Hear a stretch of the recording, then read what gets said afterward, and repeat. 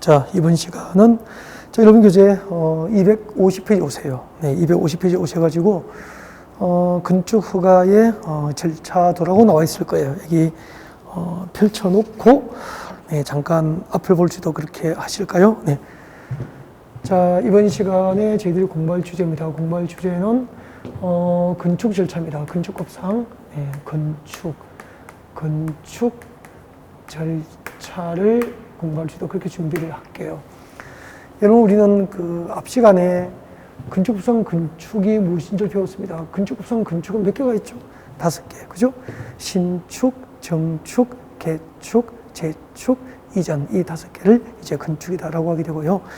그 건축 행위를 하면은 건축법 적용을 받기 때문에 건축법이 정하는 절차에 따라서 건축 행위를 해야 되죠.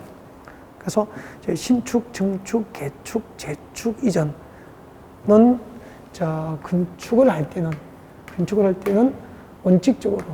원칙적으로 허가를 받고 해야 돼요. 그래서 건축법상 건축 절차는 허가라고 합니다. 알겠죠? 근데 모든 건축 행위를 허가받지는 않죠. 특례로서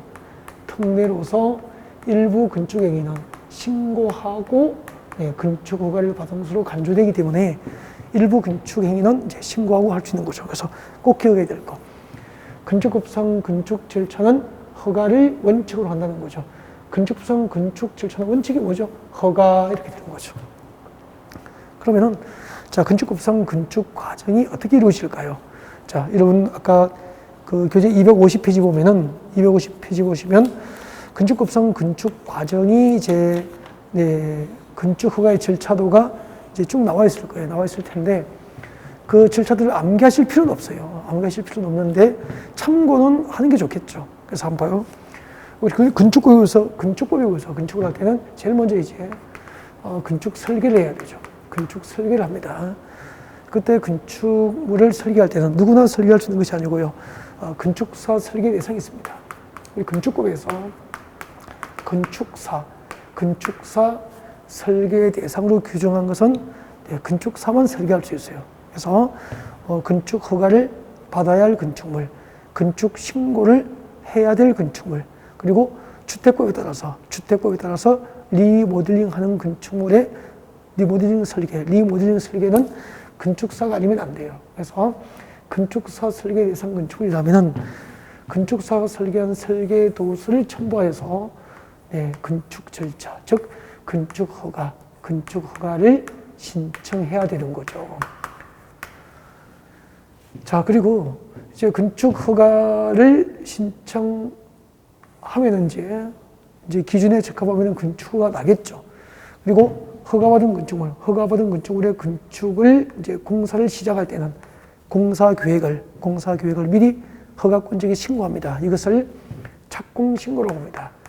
착공신고를 해야 돼요. 착공신고합니다. 허가받은 건축물의 건축 공사를 착수하기 전에 미리 공사 계획을 허가권자에게 신고하는 것을 이제 착공신고라고 합니다. 그 다음에 착공신고하고 이제 공사 시공에 들어갑니다.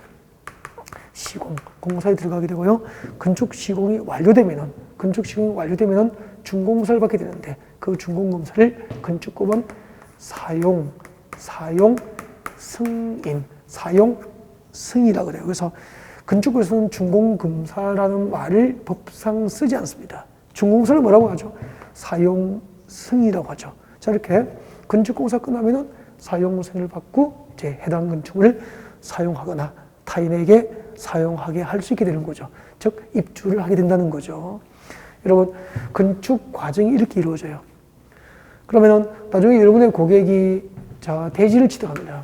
대지를 취득해서 이 도로가 있으면은 건축물이 있는 대지는 도로의 2m 이상을 접하는 것을 원칙으로 하기 때문에 2m 이상을 접하지 않으면 맹지라고 취급해요. 그래서 이 도로에 2m 이상을 접하는 이 대지는 건축물을 이제 건축할 수 있게 되는데 이때 건축을 하려면은 이제 제일 먼저 이제 건축사가 설계한 설계도서를 첨부해서 허가를 받고 건축 행위를 해야 되고 공사 끝나면은 준공검사 사용승인을 받고 해당 건축물에 이제 입주하여서 건축물을 사용하게 된다. 그런 이야기가 되는 거죠. 네. 자, 건축급성 건축 과정이 대략적으로 이렇게 이루어지는데, 여기서 이제 앞으로 우리가 수능 준비해야 될 거. 자, 건축사가 설계해야 될 건축물이 무엇인지 간단하게 나중에 이제 암기를 하게 돼요. 예를 들면은 뭐 건축 허가를 받아야 할 건축물, 건축 신고를 해야 될 건축물, 그리고 주택구에 따라서 리모델링 해야 될 건축물은 전부 건축사가 설계를 해야 됩니다. 원칙적으로 그렇죠. 그 다음에 자, 건축사 설계 대상 건축물하고 그 다음에 이 건축 허가와 관련해서 출제가 진짜 많이 이루어져요. 그래서 오늘 다 하진 않지만 이 건축 허가와 관련해서 자, 건축 허가권자 제일 중요하겠죠. 아니, 건축을 공부했는데 건축 허가를 누구에게 받는지를 고객에게 책 보고 말한다면은 그것은 아니잖아요. 그래서 우리는 이제 늘 상시적으로 부동산 업무에 종사하게 되면은 건축 허가를 누구에게 받아야 하는지 당연히 뭐 알고 있어야 되겠죠. 자, 건축 허가권자 배우고요. 그 다음에 이제 사전 결정이 있습니다. 사전 결정 제도라든지 사전 승인 등 위주로 오늘 이제 입문 과정에서는 설명을 드리게 될 겁니다. 네. 그 다음에 착공신고를 해야 될 대상도 간단하게 설명을 드리고요. 그리고 착공신고를 하는 건축물이라면은 건축공사가 완료되면은 준공검사, 즉 사용승인을 받아야 합니다. 그래서 이때 사용승인을 즉 준공검사죠. 준공검사를 누가 누구에게 신청하는지, 그리고 그 처리기간, 사용승인 처리기간은 며칠 내에 사용승인을 교부하게 되는지, 그리고 사용승인의 법적 효과 등등을 이제 준비를 하시면 되는 거죠. 물론 이제 그 건축 허가와 관련해서 허가권자 사전결정, 사전승인 제도가 중요 제도이기 때문에 중요 제도 위주로 이제 입문 과정에서 소개를 하게 되고요. 이제 나머지 뭐 건축허가 취소, 허가 거부 등등 이제 앞으로도 우리가 세부적으로 공부를 해야 될 내용이 많이 나오게 될 겁니다. 자, 건축급상 건축 과정이 어떻게 이루어지는지 보셨고요. 자, 그러면 먼저 자, 건축허가권자부터 같이 공부할까요? 자, 여러분 교재 248페이지입니다. 여러분 교재 248페이지 오시면 왼쪽 위에 봐요. 왼쪽 위에 보면 1번 허가권자, 건축허가권자 나와 있죠. 당연히 암기해야 되죠. 건축급상 건축허가권자 별표를 하시고요. 자, 건축급상 건축허가를 누구에게 받아야 될까요? 1번 건축허가권자. 이제 이 시간 이후로 건축허가권자는 반드시 항상 암기를 하고 있는 것을 원칙으로 하겠습니다. 네.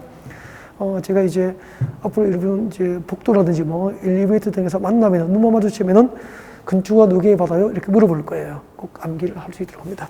자, 건축급상 건축허가권자 같이 볼까요? 교재에 있으니까 뭐 안 적어도 되겠죠? 네.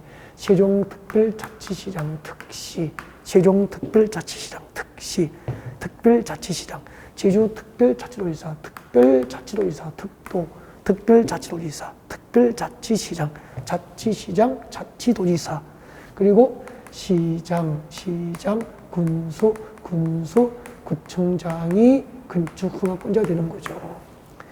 그러면은 구청장이 건축허가를 하는 시가 무슨 시냐? 무슨 시죠? 특별시, 광역시죠. 특별시, 광역시. 그러면은 서울특별시 강남구에서 건축법에 따라서 건축물을 건축할 때는 강남구청장으로부터 건축을 받는 거죠. 그 다음에 인천광역시 연수구, 부산광역시 해운대구, 대구광역시 수성구, 이렇게 대전광역시 둔산동 이런 곳에서 이제 건축을 할 때는 전부 관할구청장으로부터 건축을 받게 되는 거예요. 이렇게 특별자치시장, 특별자치도지사, 시랑, 군수로부터 건축을 받는 게 원칙인데, 다만 층수가 21층 이상이거나 연면적 합계가 연면적 합계 10만 제곱미터 이상, 연면적 합계가 10만 제곱미터 이상인 대규모 건축물을, 층수가 21층 이상이거나 연면적 합계가 10만 제곱미터 이상인 대규모 건축물을 특별시, 광역시에서 건축할 때는 예외적으로 특별시장, 광역시장이 직접 허가를 하게 되는 거죠. 그래서 특별시, 광역시에서 원칙적인 건축허가권자는 관할구청장이 허가를 함이 원칙이지만, 특별시, 광역시 지역에서 층수가 21층 이상이거나 연면적 합계가 10만 주 이상인 대규모 건축을 하면은 특별시장, 광역시장으로도 직접 건축을 받아야 되고요. 예외적으로 이 대형 건축에 대한 허가권자는 특별시장, 광역시장이 허가권자 되는 거죠. 그러면은 뭐 여의도 63빌딩이라든지 잠실의 제1홀더블은 둘 모두 해당하잖아요. 그래서 당연히 그때는 허가권자 누구죠? 관할구청장입니까? 서울시장입니까? 서울특별시장이 건축 허가권자가 된 거죠. 아, 그렇구나.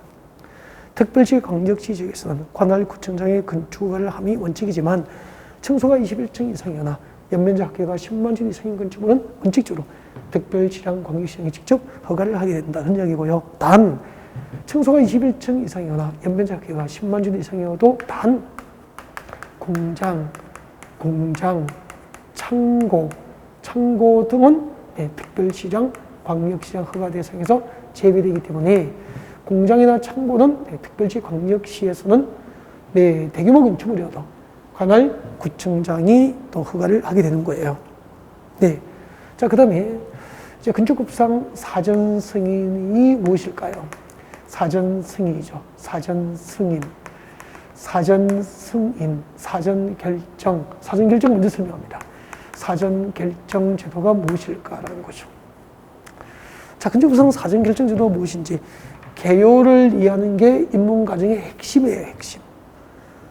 알겠죠? 건축법상 사전 결정 제도가 무엇인지를 알아야 된다는 거죠. 그래서 나중에 이제 오늘 설명을 들으시면은 건축법상 사전 결정 제도가 뭐죠? 라고 물으면은 말할 수 있도록, 책 보지 않고 말할 수 있도록 개요 이해를 하셨으면 좋겠어요. 자, 그러면은 사전 결정이 무엇일까? 제가 그림을 그려서 설명드리겠습니다. 여기로 봐주세요. 여기 봐주세요. 이런 여기 임야가 있고요. 천답, 가송등, 농지도 있어요. 천답, 가송등, 농지도 있죠. 그리고 여기는 이제 하천이에요. 하천이 흐르고 있고요. 하천이고요. 하천을 따라서 이제 이렇게 도로가 있습니다. 도로도 있고요. 그리고 이쪽에 마을이 있죠. 마을이 있습니다. 네. 자, 이런 곳에서 자, 여러분의 고객이 그 은퇴를 하시고 그 펜션 사업을 하기 위해서 자, 여기 하천 임야가 있는 이쪽을 이제 땅을 사죠. 펜션 사업을 하기 위해서 땅을 5억 주고 샀어. 5억 주고 펜션 사업을 목적으로 이제 땅을 사게 된 거죠. 그러면은 일단 펜션을 지으려면은 여기다가 이제 건축을 해야 되잖아요. 그러니까 펜션 사업을 하기 위해서 5억 주고 땅 샀는데 건축 허가를 못 받으면은 낭패를 당하게 되잖아요. 그러면은 이 땅은 건축 허가를 못 받는 땅이라고 주변에 소문이 날 테고, 그러면은 5억 주고 샀잖아요. 3억에도 처분하고 빠지기가 쉽지 않겠죠. 그죠? 이런 낭패를 당하지 않기 위해서는 이 계약서에 도장을 찍기 전에, 즉 건축 허가를 신청하기 전에 그래서 사전입니다. 사전. 건축 허가를 신청하기 전에 이 땅에서 건축법과 기타 건축 관련 법령에 의해서 허가될 수 있는 건축 입지, 허가될 수 있는 건축의 용도나 규모를 허가권자가 미리 결정해달라고 허가권자에게 신청할 수 있는 제도가 있어요. 이것을 사전 결정 제도로 하는 거예요. 다시 할까요? 건축 허가를 신청하기 전에 그 허가권자에게 해당 대지에서 건축법과 기타 건축관계 법령에 의해서 허가될 수 있는 건축 입지, 허가될 수 있는 건축의 용도나 규모를 미리 결정하여 줄 것을 신청할 수 있는 제도를 사전 결정 제도라고 하는 거죠. 내가 이 땅을 사면은 내가 원하는 펜션 건축이 허가될 수 있는지, 펜션 입지가 가능한지, 몇 층 높이로 연면적 얼마로 건축할 수 있는지 그 규모를 미리 결정해 줄 것을 건축학권자에게 관할 시청 문청에 신청할 수 있는 제도가 있어. 이것을 사전 결정 제도라고 하는 거죠. 괜찮은 제도 맞죠? 그러면은 매매계약서에 도장을 찍기 전에 이렇게 허가권자에게 사전 결정을 신청해서 허가 가능 여부를 미리 이제 결정된 것을 통지를 받는다면은 허가 나지 않는 땅을 건축 허가가 나지 않은 땅을 미리 매입을 해서 낭패를 당하는 경우가 없어지게 되죠. 그래서 여러분의 고객을 지키기 위해서 앞으로 사전결정제도를 많이 활용을 하셔야 될 것 같습니다. 앞으로 허가 대상 건축물을 건축하고자 하는 자가 건축 허가를 신청하기 전에 건축법과 기타 관계 법령에 의해서 해당 대지에서 건축할 수 있는 입지, 건축 가능한 용도나 규모를 미리 허가권자가 결정해 줄 것을 신청할 수 있는 제도가 사전결정 제도가 되는 거예요. 이해가 됐죠? 예. 그러면은 사전결정 신청할 때 무엇을 동시에 신청할 수 있는지, 사전결정 통지는 이제 사전결정 신청하면은 이제 사전결정 통지가 오겠죠. 건축 허가가 가능하다고 사전결정 통지를 받으면은 일괄적으로 허가 신고 이송서 의제 처리되는 게 있습니다. 어떤 허가 등기 이송서 일괄적으로 처리되는지, 그리고 사전결정 통지받고 몇 년 내에 건축을 신청해야 되는지 등등은 나중에 이제 또 기본 강의 시간에 이제 여러분이 배울 수 있게 될 겁니다. 자, 그 다음에 사전결정 제도하고요. 그 다음에 이제 사전 승인이죠. 건축법상 사전 승인 제도를 개요를 이해하는 정도로 배우겠습니다. 자, 건축법상 사전 승인이 뭘까요? 라는 거죠. 사전 승인은 시장 군수가 건축 허가를 할 때, 그러니까 허가권자가 되는 거잖아요. 허가권자가 허가하는 거니까. 시장 군수가 건축 허가를 할 때 관할 도지사로부터 허가 여부를 미리 승인을 받고 허가하는 것을 사전 승인이라고 그래요. 시장 군수가 건축 허가를 하기 전에 허가 여부를 관할 도지사로부터 승인받는 제도예요. 그럼 이제 주의해야 될 것, 이 건축법상 건축허가권자 중에서 사전 승인을 받아야 할 허가권자는 시장 군수만 사전 승인을 받게 되거든요. 그러면은 그 건축법상 건축허가권자 중에서 사전 승인을 받아야 할 허가권자에 해당하지 않는 자가 있잖아. 누구죠? 그렇죠. 세종특별자치시장, 제주특별자치도지사, 그리고 구청장은 사전 승인을 받아야 할 허가권자가 아니에요. 그러면 구청장이 허가를 하는 시가 무슨 시죠? 특별시, 광역시이기 때문에 우리나라에서 특별시, 광역시, 세종특별자치시, 제주특별자치도에는 건축법상 사전 승인 제도가 적용되지 않는 거예요. 그래서 특별시, 광역시가 아닌 시군 지역에서, 특별시, 광역시, 특별자치시, 특별자치도가 아닌 시군 지역에서 시장 군수가 건축을 하기 전에 미리 관할 도지사로부터 사전 승인을 받은 제도가 건축법상 사전 승인 제도가 되는 거죠. 그때 이제 시장 군수가 건축을 하기 전 사전 승인을 받아야 할 대상이 있습니다. 사전 승인 대상, 가장 대표적인 것만 적어드릴까요? 자, 층수가 21층 이상이거나 층수가 21층 이상이거나 연면적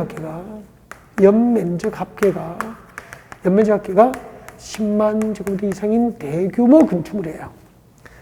층수가 21층 이상이거나 연면적 합계가 10만 제곱미터 이상인 대규모 건축물을 특별시, 광역시가 아닌 시군 지역에서는 관할 시장서 허가를 하되 허가를 마음대로 못하고 관할 도지사로부터 허가 여부를 승인받고 허가하는 것을 사전 승인이라고 하는 거죠. 그러면은 경기도 평택시는 특별시, 광역시, 특별자치시가 아닌 시가 여기에 해당되잖아요. 그러면은 경기도 평택에서 층수가 21층 이상이거나 연면적 합계가 10만 제곱미터 이상인 대규모 건축물은 누가 허가하죠? 평택시장이 허가를 하죠. 단 허가를 마음대로 못하고요. 이렇게 대규모 건축물을 우리 평택에 허가해도 되는지 관할 경기도지사로부터 허가 여부를 사전 승인받고 평택시장에 허가하는 제도를 사전 승인이라고 하는 거죠. 이해가 되죠? 그 다음에 군수도 들어가니까 강원도 평창군에서 층수가 21층 이상이거나 연면적 합계가 10만 제곱 이상인 대규모 건축물은 평창 군수가 허가를 하지만 마음대로 못해요. 관할 강원도지사로부터 허가 여부를 승인받고 군수가 허가하게 됩니다. 이것을 사전 승인이라고 하는 거죠. 그래서 건축법상 사전 결정, 사전 승인 제도도 구분할 수 있게 됐죠. 물론 처음 듣고 하는 건 아니죠. 앞으로도 강의가 진행되면 계속 이제 여기다 살을 붙여서 반복적으로 이제 관련된 제도를 배우게 될 겁니다. 네. 자, 건축법상 건축 절차에서 허가권자, 사전 결정, 사전 승인을 배운 거죠. 사전 승인을 배운 거고요. 그 다음에 이제 그 249페이지 봐요. 위락시설, 숙박시설의 그 불가처분이라고 나와 있죠. 위락시설, 숙박시설에 이제 불가처분이 나와 있는데, 불가처분이니까 건축 허가를 아니할 수 있다. 건축 허가 거부가 되는 거죠. 그래서 건축 허가를 거부할 수 있는 대상이 박선에 2개가 들어있어요. 그래서 박선의 동그라미 1번, 2번. 박선의 동그라미 1번하고 2번을 묶어서 앞에다가 네. 건축 허가 거부 대상이 되는 거죠. 건축법상 건축 허가를 거부할 수 있는 대상이죠. 동그라미 1번과 2번에 해당하는 건축물의 건축 허가가 신청되면은 그 허가를 아니하여 줄 수 있다는 거죠. 자, 건축위원회의 심의를 거쳐서 건축 허가를 거부할 수 있는 대상, 허가 거부 대상 2가지죠. 자, 위락시설 동그라미합니다. 위락시설. 위락시설 뭐 대표적으로 나이트클럽 정도, 네, 위락시설. 제가 그 노래보다는 네, 나이트클럽을 좀 좋아합니다. 네, 위락시설. 그 다음에 숙박시설, 호텔, 모텔 등 숙박시설이죠. 위락시설, 숙박시설. 그죠? 이 위락시설과 숙박시설이 주거환경과 교육환경, 위락시설과 숙박시설이 주거환경이나 교육환경에 부적합하다고 인정되면 건축위원회의 심의에 거쳐서 그 허가는 거부될 수 있다는 거예요. 알겠죠? 네. 예를 들면은, 이런 여기 도로가 있습니다. 도로가 있는데, 여기 아파트 단지의 대규모 주택단지입니다. 네. 아파트 단지예요. 주거지겠죠. 그래서 대규모 아파트 단지, 주택단지입니다. 아파트 단지고요.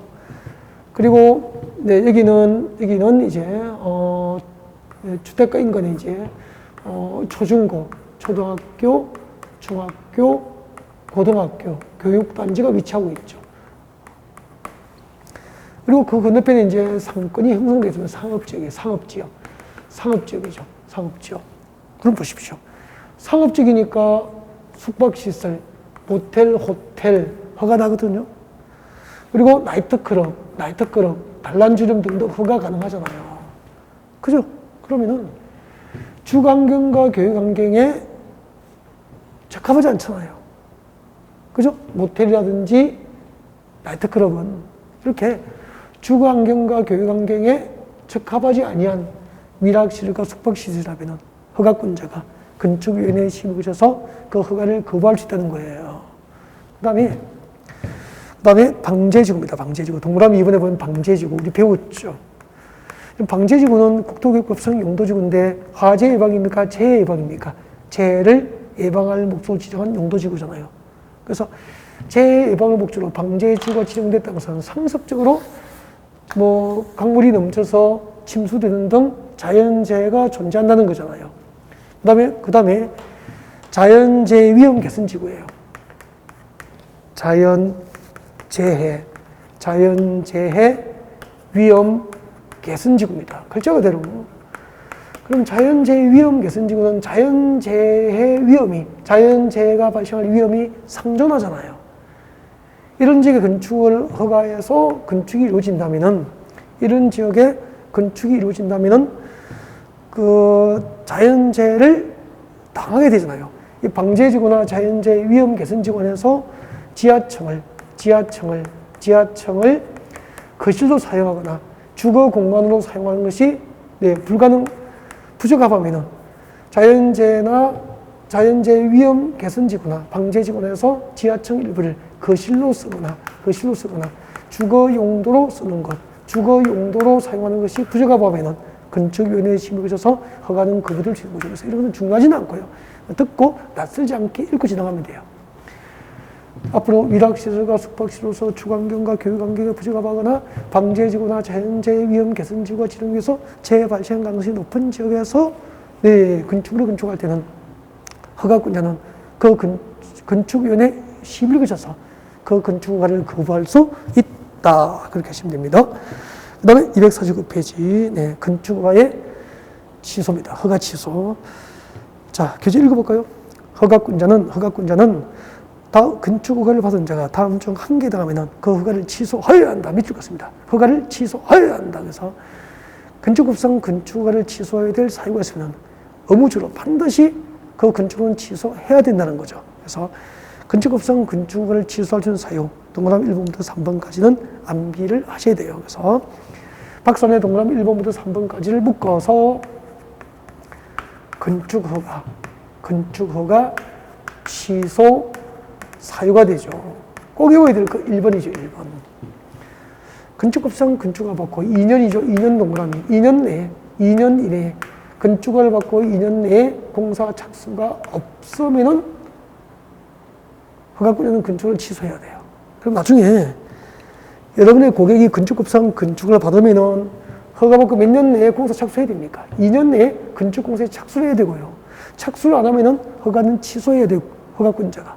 그래서 나중에 여러분의 고객께서 건축을 받고 어떤 피치 못할 사정으로 건축 허가를 받고 2년 내에 공사 착수를 못할 경우에는 허가 취소되기 때문에 거기에 장비 투입해서 기초공사를 하는 흉내라도 내두어야 된다는 거죠. 그래야 허가 취소 당하지 않잖아요. 여러분, 건축법상 건축허가 몇 년 내에 공사 착수해야 됩니까? 2년. 2년 내에 공사 착수 없으면 건축허가는 취소해야 합니다. 그 다음에 가로 안에 봅니다. 괄호 안에 보십시오. 동그라미 1번에 괄호 안에 보면은 자, 신설, 정설, 업종 변경 승인을 받은 공장입니다. 신설, 정설, 업종 변경 승인을 받은 공장. 밑줄 쭉 가십시오. 신설, 정설, 업종 변경 승인을 받은 공장은 허가받고 몇 년이죠? 3년입니다. 신설, 정설, 업종 변경 승인을 받은 공장은 허가받고 3년 내에 공사 착수가 없으면은 취소 사유가 됩니다. 건축법상 건축을 받으면 2년 내에 착수해야 되고 2년 내에 공사 착수가 없거나 신설, 정설, 업종 변경 승인을 받은 공장은 허가받고 3년 내에 착수가 없으면 건축을 취소해야 한다. 그 다음에 착수했지만 착수 기간 내에 착수했지만 공사 완료. 착수 기간 내에 착수했지만 공사 완료가 불가능한 경우에도 건축허가를 허가권은 취소해야 됩니다. 그 다음에 3번 경매, 공매 등으로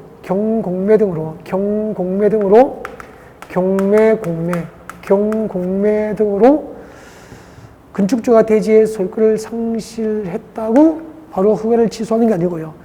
경공매로 건축주가 대지의 소유권을 상실하면은 그 대지의 소유권을 상실하면은 몇 개월을 기다려주죠? 6개월을 기다려줘요. 그래서 경공매로 건축주가 대지의 소유권을 상실한 후 6개월이 경과 후에도 6개월 경과 후에도 공사를 착수하지 못하는 경우에는 건축허가 취소 사유가 됩니다. 아셨죠? 그래서 세 가지 정도 암기를 앞으로 하시면 될 것 같고요. 자, 이렇게 해서 이제 건축법상 건축 절차와 관련해서 이제 중요 제도들을 다 소개를 드린 거죠. 자, 건축을 할 때는 제일 먼저 건축사 설계 대상이라면 건축사가 설계해야 됩니다. 그 다음에 이제 착공신고 대상이라면 착공신고를 하고 공사 끝나면은 준공무사, 사용사를 받게 된다고 그랬죠. 착공신고를 잠깐 한번 찾아볼까요? 자, 여러분, 그제 250페이지 봅니다. 250페이지 보시면은 그 건축허가의 절차도 그림 봅니다. 250페이지 왼쪽 위에 그림 보면은 착공신고라고 나와 있을 거예요. 착공신고. 그죠? 설계, 제일 위에 설계, 밑에 건축허가, 그 다음이 착공신고. 그때 착공신고 동그라미 하시고 필기 좀 합니다. 옆에 좀 적으세요. 자, 건축법상 착공신고 대상이죠. 어차피 나중에 외워야 되니까 적어보세요. 건축법상 착공신고 대상입니다. 건축공사에 착수하기 전에 미리 공사계획을 허가권자에게 신고합니다. 이것을 착공신고라 그래요. 착공신고 대상. 자, 착공신고를 해야 될 대상 3개가 있습니다. 외워야 되죠. 1번 건축허가, 건축허가를 받은 건축물입니다. 저처럼 필기하세요. 건축허가를 받은 건축물. 두 번째는 건축신고, 건축신고를 한 건축물, 건축신고한 건축물. 그리고 허가를 받은 가설 건축물, 허가를 받은 가설 건축물, 이 3개가 착공신고를 해야 될 대상이 돼요. 건축허가를 받은 건축물, 건축신고를 한 건축물, 허가받은 가설 건축물은 착공신고를 해야 돼요. 그 다음에 이 착공신고를 해야 할 건축물은 건축공사 완료 후 사용승인, 준공사를 받아야 됩니다. 의무적으로 사용승인을 받아야 할 대상이 되는 거예요. 그래서 건축법상 착공신고 대상이라면 건축공사 완료 후 사용승인을 의무적으로 받아야 하고, 즉 준공사 사용승인을 받은 후에 해당 건축물을 사용해야 된다는 얘기예요. 알겠죠? 네. 그래서 착공신고 대상과 사용승인 대상은 동일한 거죠. 그럼 시험 이렇게 나와요. 잘 듣고 대답합니다. 건축신고 대상 건축물은 건축공사 완료 후 사용승인을 받아야 한다. O 믿겠습니까? O. 건축신고 대상 건축물은 착공신고 대상이고, 착공신고 대상은 건축법상 건축허가를 받아야 한다라고 했으니까 O가 되는 거죠. 근데 여기 보면은 허가를 받은 가설건축물은 착공신고를 해야 되니까, 허가받은 가설건축물은 건축공사 완료되면은 사용승인을 받고 사용승인 후 건축물 사용이 가능해요. 근데 축조 신고 대상 가설 건축물, 축조 신고 대상 가설 건축물은 착공 신고 대상이 아니잖아요. 그러면은 사용 승인을 받아야 할 법상 의무가 없죠. 그죠? 그래서 축조 신고 대상 가설 건축물은 사용 승인 후 사용해야 됩니까? 사용 승인 전입니까? 즉 사용 승인을 받지 않고 사용 승인 전 사용할 수 있다 이 말이에요. 알겠죠? 그럼 시험 문제는 이렇게 표현해요. 축조 신고 대상 가설 건축물은 사용 승인 전을 사용할 수 있다. 오, 그렇게 되는 거죠. 단 허가받은 가설건축물은 네, 건축공사 완료 사용 승인 후 이를 사용해야 한다. 오. 축조 신고 대상 가설 건축물은 사용 승인 전 이를 사용할 수 있다. 오, 그렇게 되는 거예요. 알겠죠? 네. 여러분, 건축 허가를 받은 건축물, 건축 신고한 건축물, 그리고 허가받은 가설 건축물은 착공 신고 대상이 되는 겁니다.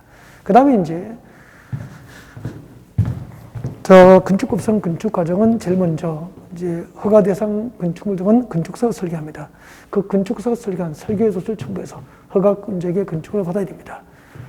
허가받은 건축물은 건축공사에 착수하기 전에 미리 공사계획을 신고해야 됩니다. 착공신고. 착공신고를 했다면은 시공이 완료되면은 뭘 받아야 되죠? 사용승인을 받고 사용승인 후 이를 사용해야 된다는 거죠.